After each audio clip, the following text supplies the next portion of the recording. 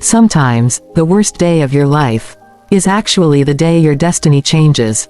But when you're living that day, it doesn't feel like destiny.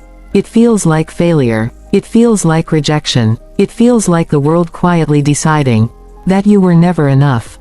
Sara never imagined that an ordinary Tuesday morning would become the day she questioned her entire existence. For 3 years, she had built her life around that job. 3 years of waking up early. 3 years of skipping holidays. 3 years of staying late while others went home. She wasn't the loudest person in the office.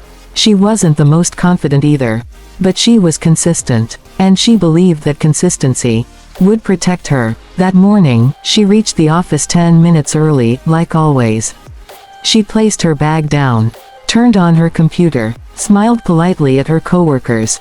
No one knew that within an hour, everything would change. At 11:17 a.m. exactly, her phone rang. "Sara, HR would like to see you." Her stomach tightened. She told herself, "Relax. It's probably paperwork." But deep inside, there was a strange fear. The HR room felt colder than usual. The manager avoided eye contact. There was a file on the desk. She knew. Before they even spoke, she knew. "Due to restructuring, your position has been eliminated." Eliminated. Not improved. Not transferred. Not discussed. Eliminated. She tried to speak. Tried to ask why. But the words wouldn't come out. 5 minutes later, she was walking out of the building with a small box of her belongings. A coffee mug. A notebook. A pen she loved. 3 years. Packed into a cardboard box.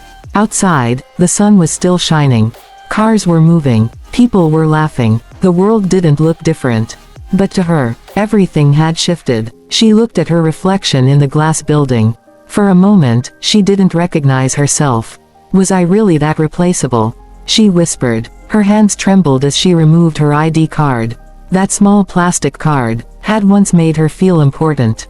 Now it felt like proof that she no longer belonged anywhere. She stood there for several minutes. No dramatic music. No announcement. Just silence. That evening, she called her mother. "Mom, I lost my job." Her voice cracked slightly. Her mother paused, then said softly, "My daughter, sometimes what leaves you, makes space for something better." But Sara wasn't thinking about better. She was thinking about rent, bills, expectations. She ended the call quickly, because she didn't want her mother to hear the fear in her voice. That night, her small apartment felt smaller. She opened her laptop, applied for jobs, refreshed her email. Nothing. Every rejection email felt like another confirmation. "You were not enough." She stared at her resume. Her achievements suddenly looked small. Her experience looked ordinary, and for the first time in years, she doubted herself completely. "Maybe they were right," she whispered. "Maybe I'm just average." A single tear rolled down her cheek. She quickly wiped it away. She didn't want to feel weak. The room felt suffocating, so she grabbed her coat and stepped outside. The night air was cold. Streetlights flickered softly. The road was almost empty. Her footsteps echoed in the silence.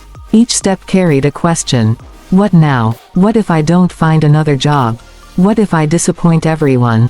The weight of uncertainty pressed heavily on her chest. She stopped under a streetlight, closed her eyes, took a deep breath, and then, Sara. Her eyes opened instantly. Her heart skipped. She slowly turned around. An elderly man stood a few steps away. Tall, calm, observing. There was something unusual about him. Not scary, not threatening, just aware. "You don't know me," he said gently. "But I know today was painful." Her mind raced. How could he possibly know? "I lost my job," she said cautiously. He nodded slightly. "Sometimes losing is protection." The sentence confused her. Protection from what? She asked. He didn't answer immediately. Instead, he studied her expression. "From things you cannot yet see." His voice was steady, certain, as if he wasn't guessing. As if he knew. Sara felt a strange mix of fear and comfort. Before she could ask more questions, he reached into his coat pocket. He pulled out a simple sealed envelope. No logo, no design, just her name written neatly on the front. "Open this tomorrow morning," he said. She looked at the envelope, then at him. "What is this?" He smiled softly. Trust the process. And without another word, he turned and began walking away. Sara watched him disappear into the darkness. For a moment, she wondered if the entire encounter had been real. Back in her apartment, she placed the envelope on the table. The room was silent again. But this time, there was something different. Curiosity, hope, fear. She sat on her bed and stared at it. Who was he? How did he know her name? How did he know about her job? Her fingers moved toward the envelope. She touched the edge. Her heart was beating loudly. On the front, one sentence was written. For the girl who thinks she lost. Her breathing slowed. What if this was a joke? What if it was nothing? Or, what if this was the beginning of something she never expected? She held the envelope in her hands. The camera slowly zooms in. Her thumb slides under the seal. And the screen cuts to black. Was this the start of her new life? Or just another disappointment? To be continued. Episode 2.